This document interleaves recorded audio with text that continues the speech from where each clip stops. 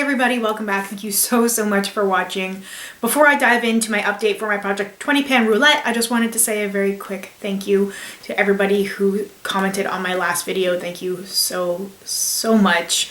I am just really grateful to have people like you watching and supporting me. So to all those people who watch my videos, who comment on my videos, who just like to watch me, thank you so much.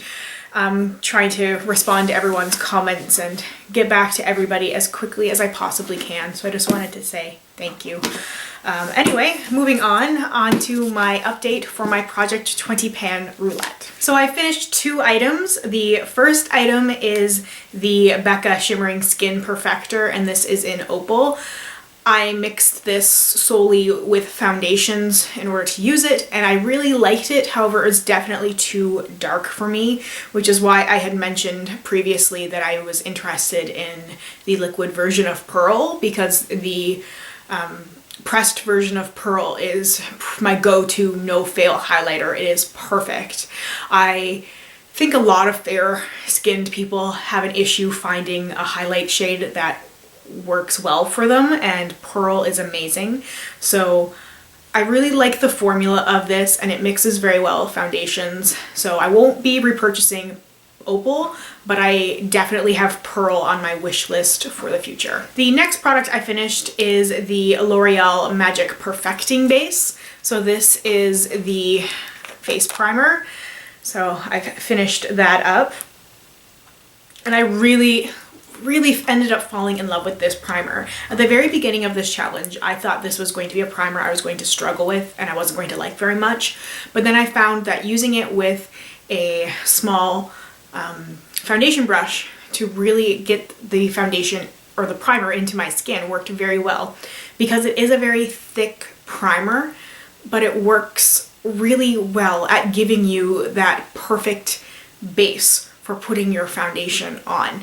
I'm very loyal to primers, and I find that they work so well in helping my foundation apply evenly and helping my foundation last longer throughout the day. And this is a primer that I would definitely purchase again in the future. This is probably my favorite drugstore primer. I just can't think of any other drugstore primers I've used that I've liked as much as this one, that worked so consistently with a variety of different foundations. I've been very happy and very fortunate that I got to rediscover something that I had for years during this project. So I think I'm going to repurpose this little tub because it's a great size, it's very convenient, and I'm going to tell you right now what I want to use it for. My Urban Decay eyeshadow primer potion in original, the old packaging. This stuff is getting to the point where it's getting difficult to get the product out. So you can see, like, I love this stuff, so I will definitely spend the time trying to squeeze out every last drop. This is one of 2 eyeshadow primers that I am just absolutely mad about. I like eyeshadow primers not just as a base for eyeshadow, but because they help my eyeshadow last longer and it doesn't fade. That was an issue I have when I don't use primers, is that my eyeshadow will melt away. And using primers, eyeshadow primers, has been completely game-changing in terms of keeping my makeup in place for hours. It is so useful. So I think I'm going to cut this thing open, clean this jar out of the L'Oreal primer, and put that into here. I've got some progress on both of my cream blushes. The Rimmel Stay Blushed in Peach Flush. I've definitely made some pretty good progress with this guy. I don't have a whole lot left. Honestly, I've been trying to use this as much as possible. It's a really good layering blush, and now that we are into spring, technically, it just snowed here, guys. Come on, no. But now that we are technically into spring, I really have been reaching for my Peaches blush a lot from MAC. So this and Peaches on top, it's perfect for spring. The e.l.f. blush, this is Headliner. This works the same way. I use it as a layering product and using it with different various pink blushes. I tend to be in a rut though, where I will do like the same thing over and over again. I really found that I really like MAC blushes, so I've been reaching for those a lot and using these as a layering thing, just because I don't like the way that cream blushes look on their own unless I really am going for like a natural no makeup look. And how many times am I doing that? Not often. I don't go for the natural makeup looks. So I like to layer because I like a little bit more intensity sometimes, and there's the MAC blush Melba pairs really well with headliner. Oh, in case anybody is wondering about how to apply cream blushes, there's been two methods that I use that have worked for me. Both involve putting the product on the back of my hand first. That was a tip somebody left on, I believe, my first video. It could have been an earlier one, but somebody had left a comment on my video saying, hey, if you do this, it makes it a lot easier to apply, and it so does. You definitely will end up wasting a little bit of product. If you were really motivated and really cared that much, you could probably repurpose what was left on your hand, like on your lips or something, but I mean, I'm not crazy about cream blushes, so I'm not trying to save every last drop. But you apply the blush on the back of your hand, and then you can go in with some sort of like a stippling brush. I don't have a dedicated stippling brush. I do have like a cream blush brush that's a kind of an odd shape, but it works really well for getting the product on there. And then I can use a variety of other sort of buffing brushes to kind of buff it in a little bit, but also a beauty blender works very well, or some kind of sponge can work very well for applying it and getting that really natural finish. I find that a beauty blender will look a little bit more natural than using a brush. The brush will definitely give you a little bit more coverage, and the blush will be a little bit more opaque, which is what I like when I am layering it anyway, because blush is one of those products that tends to wear on me very quickly. So having the cream blush underneath, which will stay a lot longer, yeah. So it doesn't look as strange later on in the day that I don't have a lot of blush product on, because I've got the cream underneath. So it's been working out very well. The Dior Gold Touch eyeshadow I have not touched, honestly. I have not touched this because I've been focusing on my Vice LTD. So the progress remains. I have not touched this since my last update, and I probably won't, honestly, just because I am focusing on my palettes instead of my individual shadows. My MAC Studio Fix, this is the powder foundation. I've made some progress. This stuff, I don't know how it manages to last so long. Like, this has got to be one of like the most densely packed powders I have ever come across my whole makeup life. It just will not die.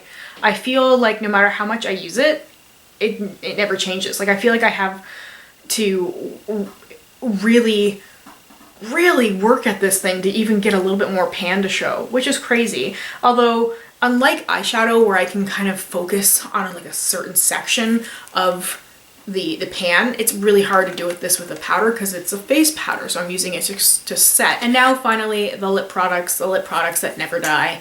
I have my L'Oreal Color Riche lipstick in Doutzen's Nude, this pale pink color. Definitely made a lot of progress on this guy, just trying to use it up as much as possible.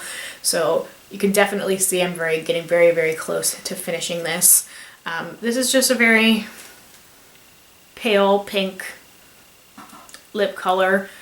It's not going to show up very well on the back of my hand, I'm sure, because I am so fair, but that's what makes it work so well for me, and especially when I'm doing dramatic eyes and I don't want to do a dramatic lip. The NYX Soft Matte Lip Cream in Istanbul is coming along.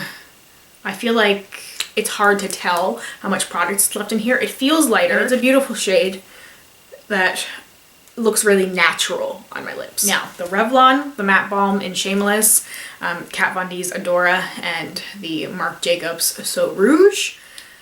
I had a bit of a light bulb moment with these guys, and that has been mixing them together.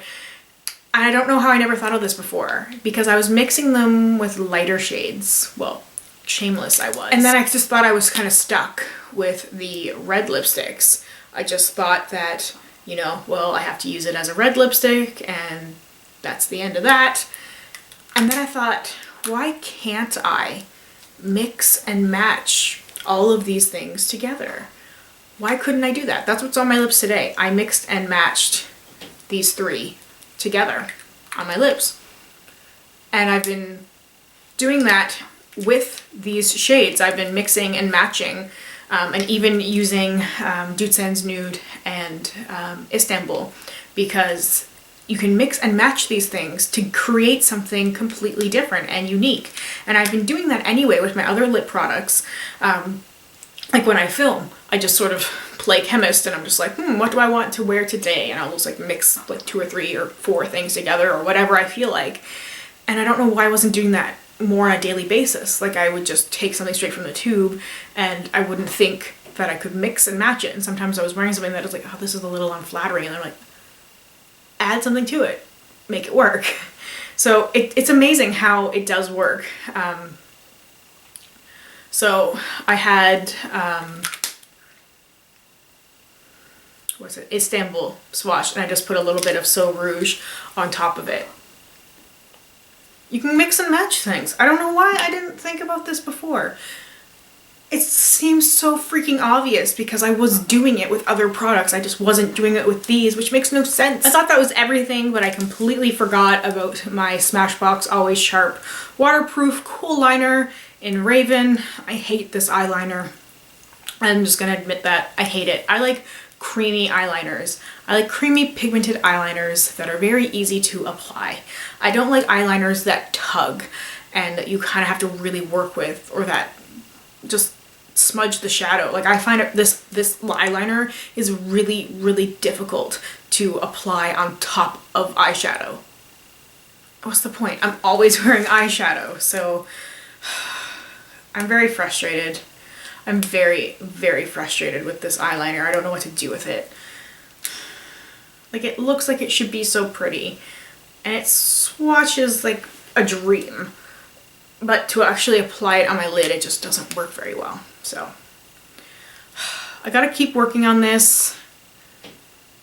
Yeah. Anyway, that is everything for my Project 20 Pan Roulette update. I hope you guys enjoyed this. Let me know if you are doing a Project Pan, specifically if you were doing a Project Pan Roulette, because I'd be really interested in knowing what categories you are working with. And if you are thinking about doing a Project 20 Pan Roulette, don't do it. No, I'm just kidding. If you're thinking about doing a Project Pan Roulette, do it. I would suggest starting a little bit smaller than I did. A Project 20 pan might be a little bit crazy. I think I was a little bit nuts when I took this on. But you know, you could do something reasonable, like a 10 pan would probably be pretty good. So I'm thinking about wrapping this project up once I finished a few more things and then doing a Project 10 pan roulette, because a 20 pan was just too much. There was too much going on and too much overlapping.